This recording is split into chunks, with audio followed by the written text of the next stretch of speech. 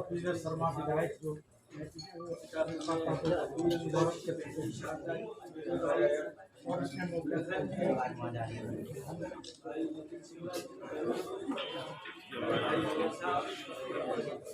साथियों, जैसा आप सबको पता है कि झूठी और भ्रष्ट भाजपा सरकार को 9 वर्ष हो गए और हम लोग देख रहे हैं कि सरकारी पैसे का कैसे दुरुपयोग हो रहा है अपनी झूठी वाई लूटने के लिए। ये लोग जश्न मना रहे हैं कि 9 साल में हमने ये किया ये किया ये किया। हर मोर्चे पे ये सफल है और पूरे प्रदेश और फरीदाबाद की जनता के साथ इन्होंने जो विश्वासघात किया और जनसंपर्क के दौरान जो बातें हम सबके संज्ञान में आई हैं, जो सरकार की कमियां हैं, जनता तक पहुंचाना और आपके माध्यम से जनता तक और ज्यादा पहुंचे। नाकामियां तो इनकी इतनी हो गई, हरि अनंत हरि कथा अनंत, जैसे भगवान की कथा खत्म नहीं हो सकती, इस समय इनके दुष्टता और जुल्म की कहानियां खत्म नहीं हो सकती। इसी कड़ी में आज जिले में एक पहला कार्यक्रम है जिसमें 9 पॉइंट रखते हैं। कुछ मुद्दों पे मैं बात करूंगा, कुछ मुद्दों पे हमारे साथी बात करेंगे। सबसे पहला मैं नगर निगम की बात करूं या नरक निगम की बात करूं। वैसे तो हम नरक चौदस भी मनाते आए हैं, पर इस दिवाली पे इस भाजपा सरकार की वजह से हमको नरक चौदस के बहुत पहले उन्होंने दर्शन करा दिए। और जो 200 करोड़ का घोटाला हमारे शहर के अंदर हुआ,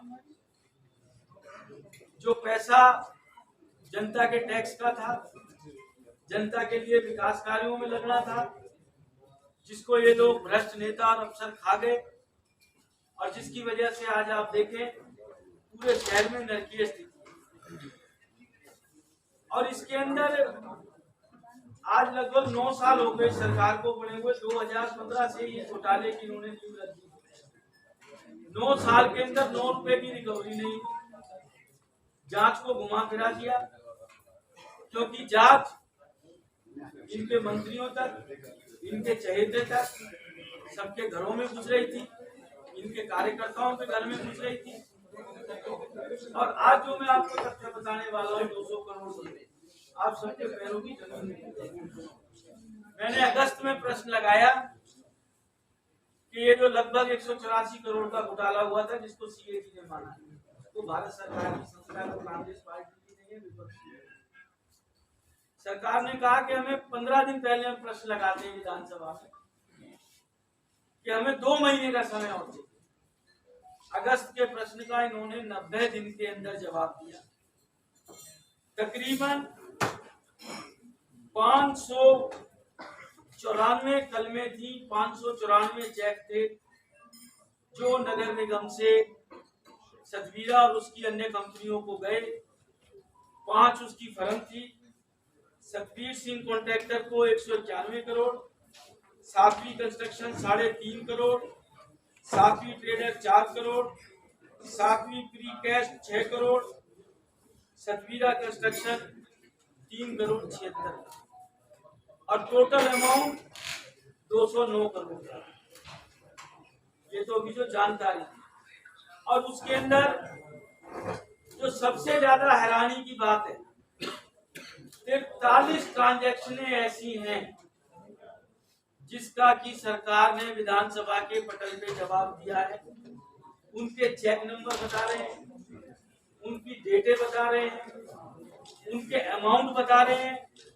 उसमें से 30 करोड़ रुपया जिसके आगे लिख रहे हैं नॉन ट्रेसेबल, नॉन ट्रेसेबल, या तो बैंकों ने बिना साइन के पेमेंट कर दी, या वो ऐसे कौन से अधिकारी हैं जिनको ये छुपाना चाहते हैं।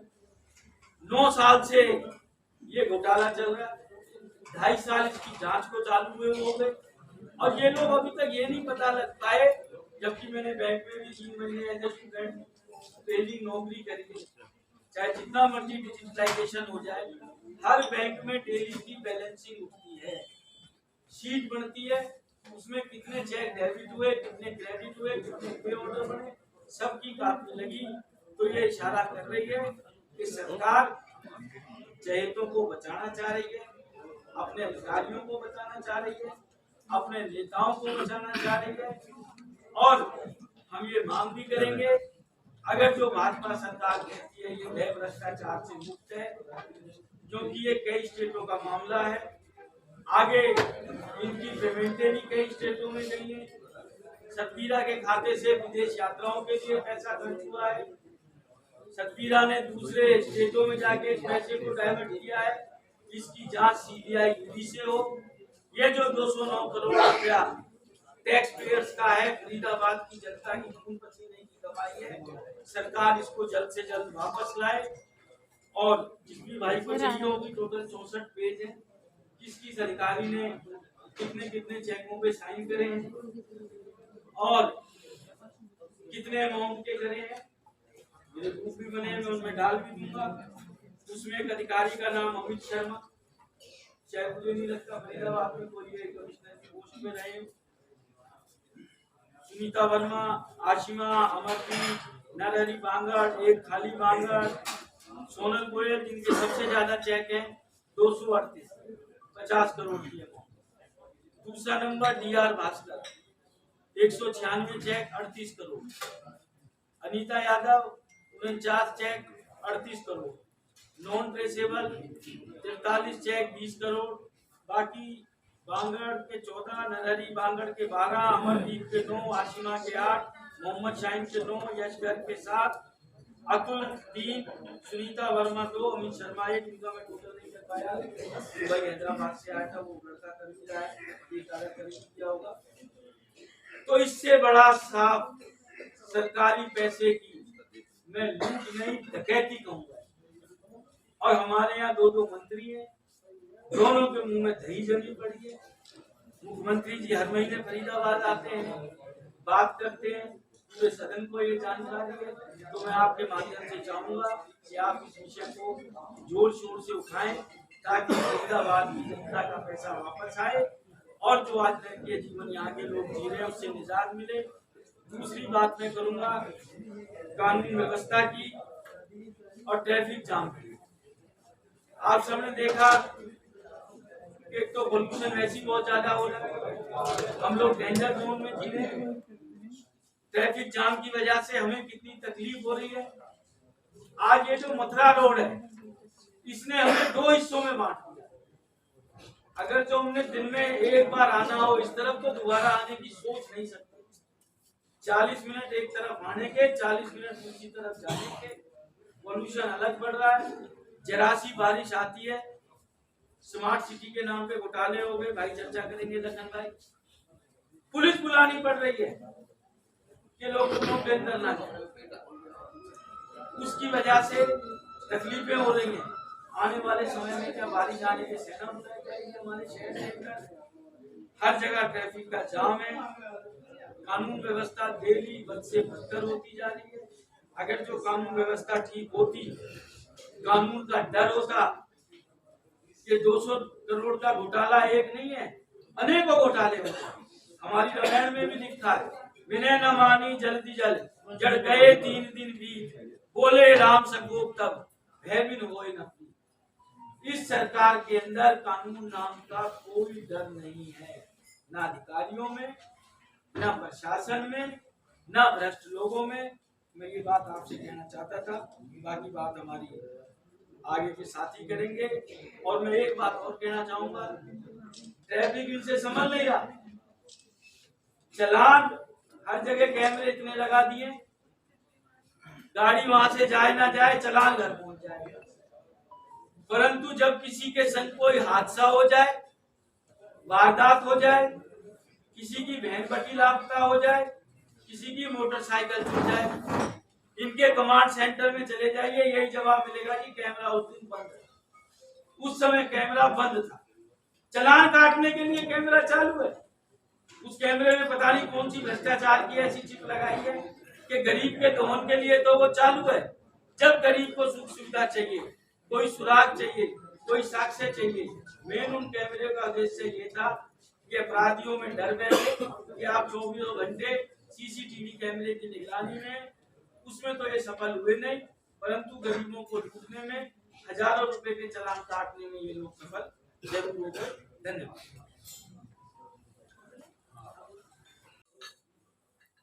विधायक जी ने जैसे बताया कि 9 साल, ताकि आपके माध्यम से पूरी फरीदाबाद की जनता को ये बात मालूम। वैसे तो हमारे सीडीएम नेताओं ने स्टेट लेवल पे प्रेस कॉन्फ्रेंस पहले की है, दीपेंद्र हुड्डा जी ने, उदयमान जी ने, कि हरियाणा सरकार ने जो जश्न मनाया 9 साल का, और 9 साल में हरियाणा कितना पीछे गया है मुझे आपको बताने की जरूरत नहीं है, वो बता चुके हैं। हम आज केवल फरीदाबाद के वो जरूरी मुद्दे उठा रहे हैं, वैसे तो मुद्दे और भी ज्यादा हैं।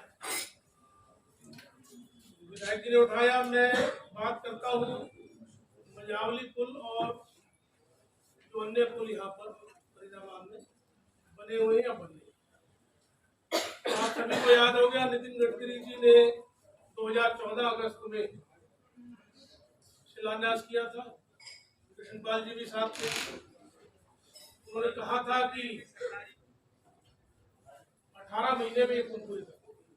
वैसे तो उन्होंने ये भी कहा था कि 18 महीने में पूरा हम शुरू कर देंगे फरीदाबाद जो मथुरा रोड है इसको भी, लेकिन इस पे भी अभी तक काम चल रहा है। 7 साल में तो पलवल वाला पुल इन पे बना, इन्होंने 18 महीने में किया। 6 लेन का काम भी इन्होंने सब सारे मियादें की 18 महीने। तो मैं मजावली पुल पे आता हूँ कि अभी तक 10वां वर्ष शुरू हो चुका है इसको, अभी तक ये शुरू नहीं। तमाम तरह के मामले उछलते रहते हैं, दौरे होते रहते हैं, कभी मंत्री जी जाते हैं, कभी अन्य नेता जाते हैं, अधिकारी जाते हैं, लेकिन पुल नहीं शुरू। ये बड़ी पीड़ा की बात है, क्योंकि किसी भी जगह के डेवलपमेंट में टाइम बहुत महत्वपूर्ण है। पहली का बच्चा अब 10वीं में पहुंच गया, पुल की राह देखते देखते। उसके घर वाले कहते हैं चल भाई, जो 3री में चला जाएगा, जब तक वो स्कूल चले जाएंगे, वो 10वीं में आ गया। तो ये हालात। दूसरा, बदरपुर से लेकर तमाम पुल जो मथुरा रोड पर है, कांग्रेस के समय में ही वो अप्रूव हो गए। बदरपुर का जो पुल है, जो सबसे महत्वपूर्ण था, वो कांग्रेस के समय में बन गया। बाकियों के टेंडर हो गए थे, काम शुरू हो। ऐसा नहीं है कि उन्होंने कोई नया किया, सारा बजट भी तभी का अप्रूव। लेकिन मेरा इनसे ये पूछना है कि जब ये सत्ता से बाहर थे तो जजिया कर कहते थे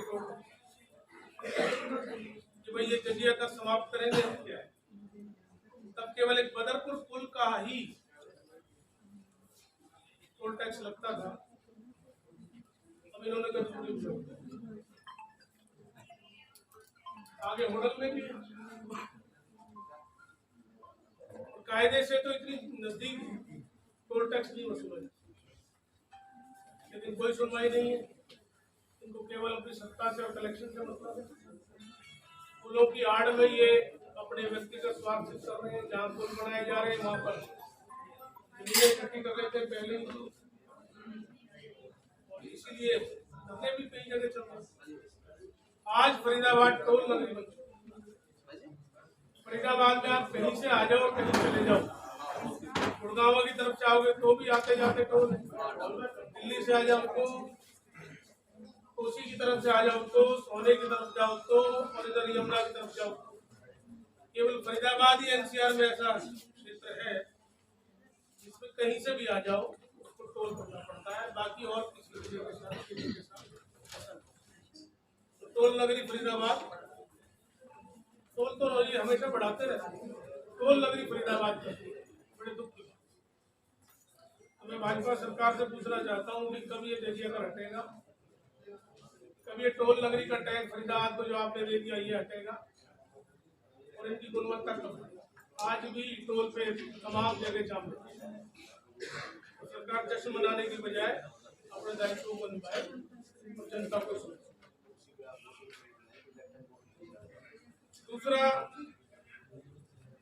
आज जो सबसे ज्वलंत मामला है तो ये है कि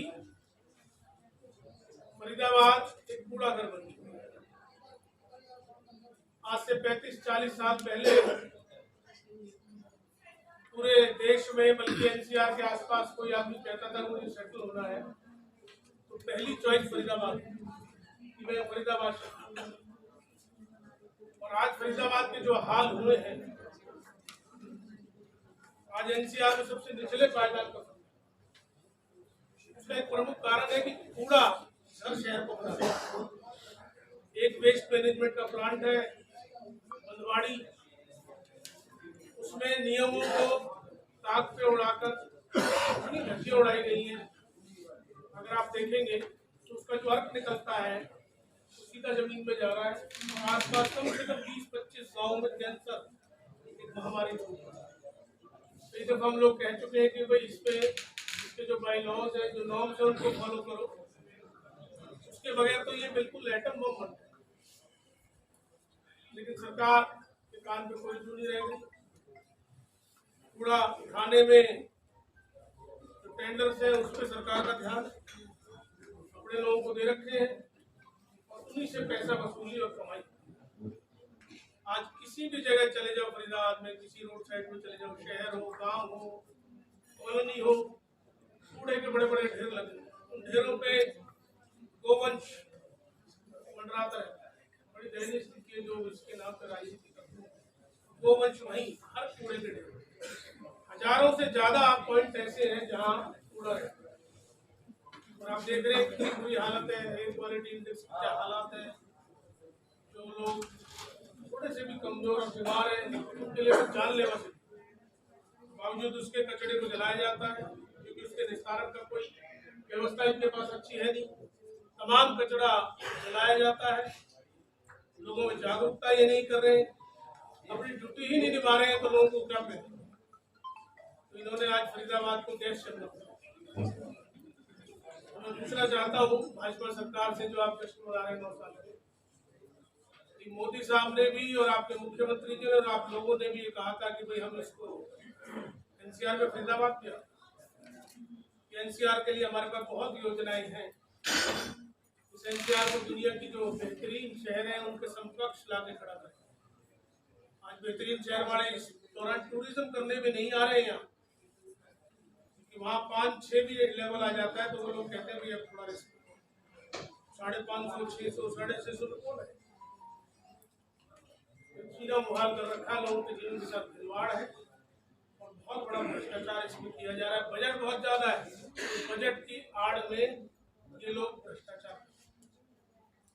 तो मेरा इनसे 9 साल पूरे होने के बाद यही मेरा पूछना और कहना भी है कि आप अपनी जिम्मेदारियों को संभालो।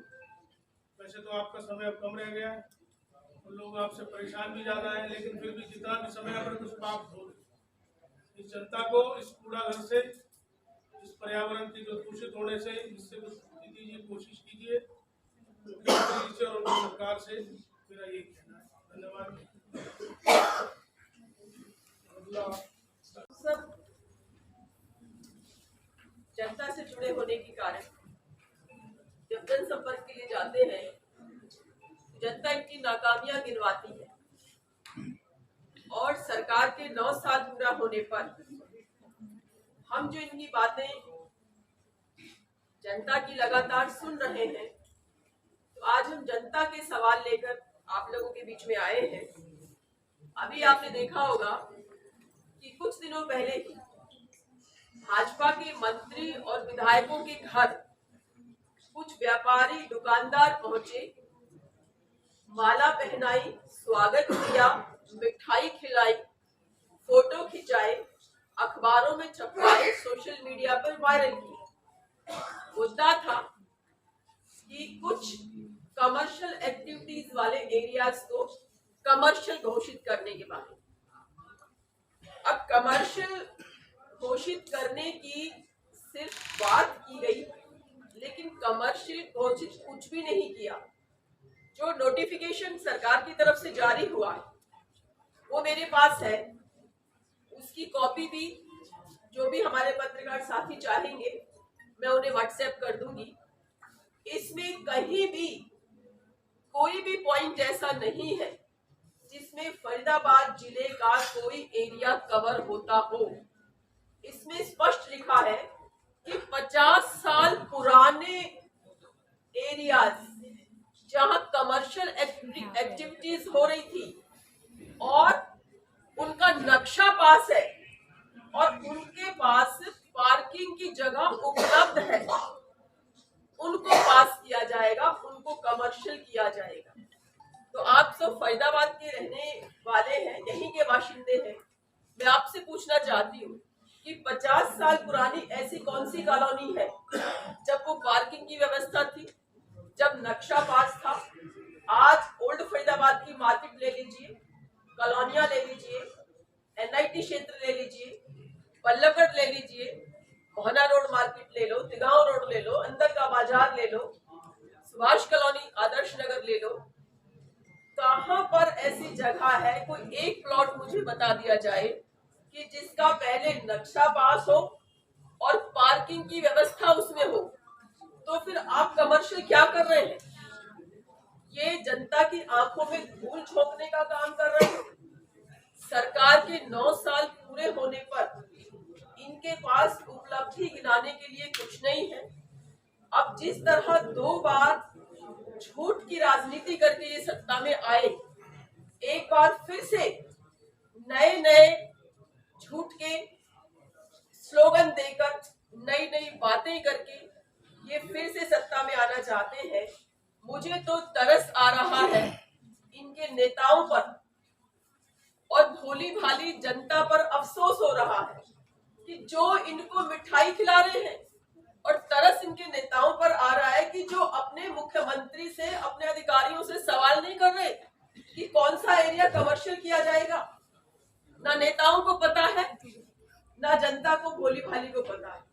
तो ये नोटिफिकेशन है, इससे सब स्पष्ट हो जाता है कि कमर्शियल एरिया के नाम पर मामला बिल्कुल जीरो है। कोई एक क्षेत्र भी ऐसा नहीं आता जिसको ये सरकार कमर्शियल कर पाएगी। तो ये बहुत बड़ा धोखा फरीदाबाद के छोटे व्यापारियों, दुकानदारों के साथ हो रहा है। पहले ही दुकानदार जीएसटी की मार झेल रहा है, व्यापार चौपट हो रहा है, आधा अधूरा काम चल रहा है, और इस तरह के छलावे, इस तरह के धोखे और झूठ से व्यापारी की, छोटे दुकानदार की रीढ़ की हड्डी को तोड़ने का काम ये सरकार कर रही है। तो मैं सरकार से, इनके नेताओं से, भाजपाइयों से सवाल पूछना चाहती हूँ कि जब ये वोट मांगने जाएंगे तो क्या ये बता पाएंगे कि कौन सा एरिया इन्होंने कमर्शियल किया, कौन सा प्लॉट आज तक कमर्शियल हुआ है, कितने प्लॉट हुए, क्या उसपे श्वेत पत्र ये लोग जारी कर पाएंगे। इसी तरह नगर निगम घोटाले की और अन्य बातों की चर्चा भी हुई। नगर निगम नरक निगम बना दिया है भाजपा ने। मूलभूत सुविधाओं का पूरी तरह से अभाव है। आप कोई बाहर के लोग नहीं हैं, आप इसी शहर के रहने वाले हैं। हमसे बेहतर आप जानते हैं, क्योंकि आपकी जो गतिविधियां रहती हैं पूरे जिले में रहती हैं। यहाँ नगर निगम के अधिकतर क्षेत्र में पीने का पानी उपलब्ध नहीं है। कुछ एक सेक्टरों को छोड़ दिया जाए तो अधिकतर कॉलोनियों में या तो पानी आता नहीं है, या गंदा पानी आता है, काला पानी आता है। लोगों के आरओ फिल्टर सिस्टम खराब हो चुके हैं। यहाँ ज्यादातर लोग खरीद कर पानी पीने को मजबूर हो रहे हैं।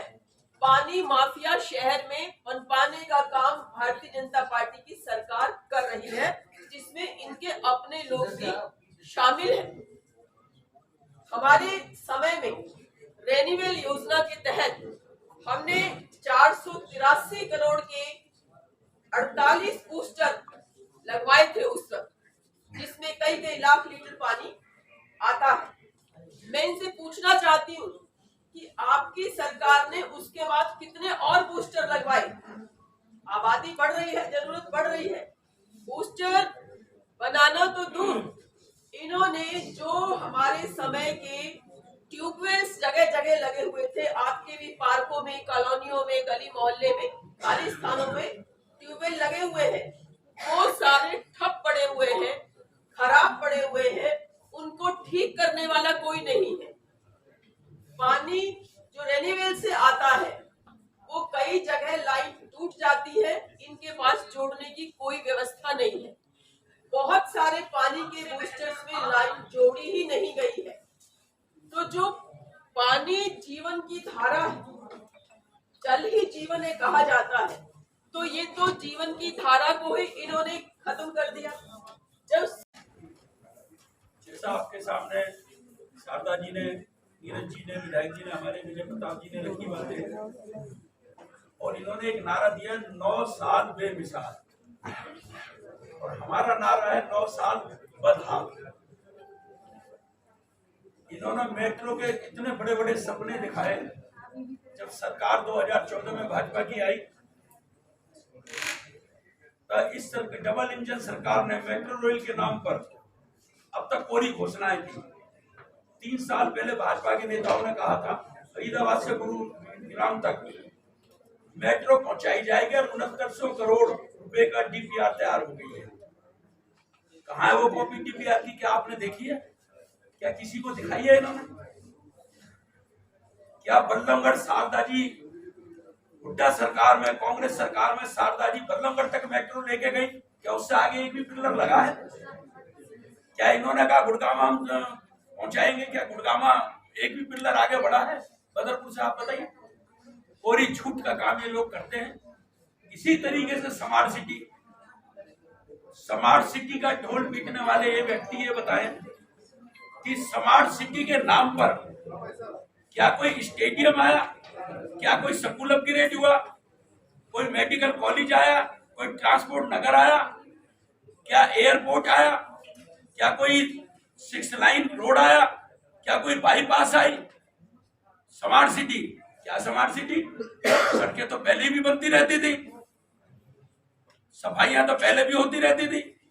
स्मार्ट सिटी के नाम पर क्या दिया इन्होंने? क्या आया? स्मार्ट सिटी के नाम पे इन्होंने बहुत बड़ा धोखा करा।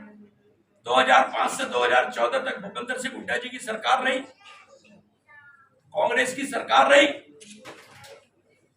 आज 2005 से 14 के बीच में फरीदाबाद को मेट्रो हो, बदरपुर फ्लाईओवर हो, आईएमटी हो, मेडिकल कॉलेज हो, मेडिकल हॉस्पिटल हो, गुड़गामा सोना 6 लाइन हो, पानी की रेन्यूअल योजना हो, कैली बाईपास हो, ग्रेटर फरीदाबाद हो, एक बड़ा शहर, सुंदर शहर ग्रेटर फरीदाबाद बसाने का काम किसने करा?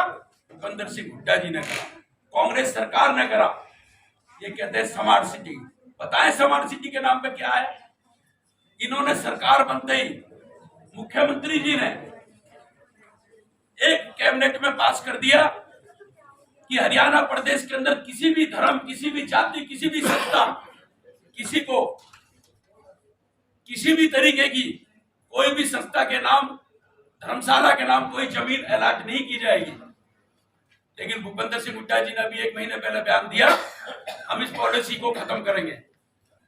2005 से 14 के बीच में आप ये देखिए, सेक्टर 16 के अंदर पंजाबी भवन हो, बराबर में बना गुजर भवन हो, सेक्टर 16 में किसान भवन हो, सेक्टर 3 में दलित भवन हो, सेक्टर 3 में जाट भवन हो, सेक्टर 8 में महाराणा प्रताप भवन हो, और बल्लभगढ़ में महाराणा प्रताप भवन हो।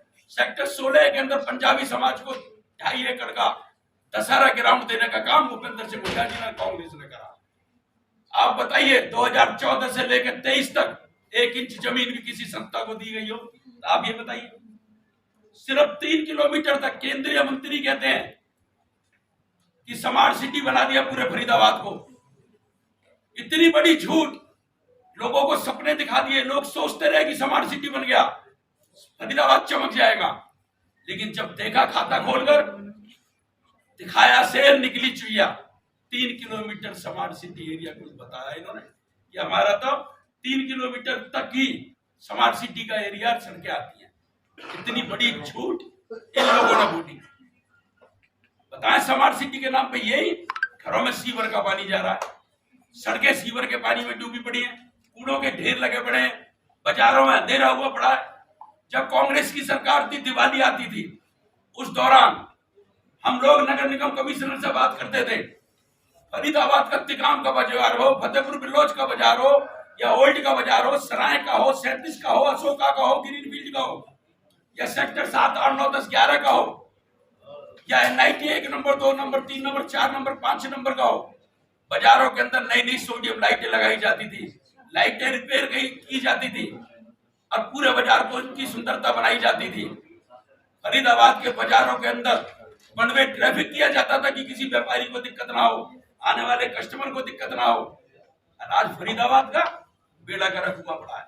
जैसे नीरज जी ने कहा, इन्होंने कितनी बड़ी तपस्या करी, इन्होंने पैदल चले, इन्होंने जो कि कपड़े पहनने बंद कर दिए, इन्होंने इतनी करी, उसके बाद भ्रष्टाचार खुला 200 करोड़ का।